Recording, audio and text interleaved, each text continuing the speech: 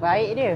Ini cerita tentang ibadah kurban yang membawa banyak hikmah yang mengingatkan kita akan erti pengorbanan serta menyucikan diri dan harta. Mengeratkan silaturahim melalui pembahagian daging kurban pada fakir miskin, asnaf dan yang memerlukan. Selesai ibadah kurban, dari lembu yang 100 kilo lebih, pengagihan daging kurban masjid uruskan. 30 hingga 40 kilo Kak Syah agihkan sendiri. Rumah pertama yang Kak Syah hantar rumah sepasang suami isteri dengan 8 orang anak, tapi 5 ialah kanak-kanak OKU. Ibunya pula ada kanser rahim dan payudara. Bapanya mencari rezeki yang membaiki balang elektronik dijumpai di rumah sampah yang dijual semula. Mereka mencuba yang terbaik dengan apa yang ada. Sepanjang proses agihan ni Kak Syah tak boleh berhenti termenung. Kadang Allah murahkan rezeki, kita kena sentiasa ingat berbagi. Tempat kedua, Kak Syah pergi jumpa Mak Jah.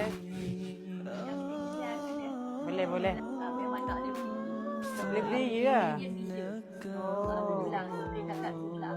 Kisah hidup Mak Jah ni lagi sedih. Sebelum ni dia masih sihat, menjaga suami yang sakit serta 2 orang kanak-kanak OKU. Baru-baru ni dia terjatuh waktu nak menguruskan mereka, patah kaki. Walaupun dah simet, kaki dia masih tak boleh kembali sembuh. Walaupun dalam keadaan macam ni, gigihan Mak Jah untuk jaga 2 kanak-kanak OKU serta suaminya yang sakit menunjukkan betapa cekalnya hati seorang wanita. Mak Jah pun ada minta tongkat. Kak Syah cari dan terus hantarkan. Seterusnya Kak Syah ke pusat jagaan warga Emas Nur Ihsan. Kak Syah dapat boyfriend baru. Boleh?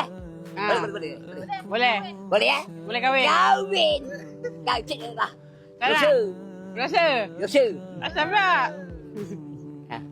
Okey. Dah. Okey. Oh, tengok. Awak kah? As a boy. Sama-sama lembu korban. Lembu korban. Sini. Sini, cik.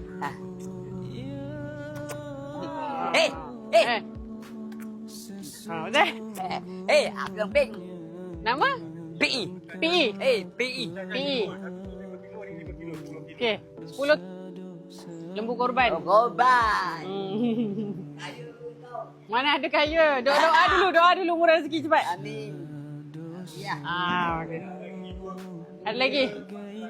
Ada lagi guys. Kejap lagi dia orang bawa masuk.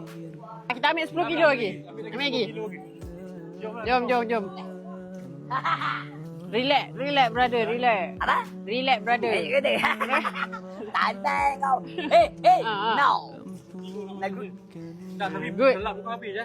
Tak apalah. Dah. Kita beli lagi. Jom. Okey, jom bang. 20 kilo.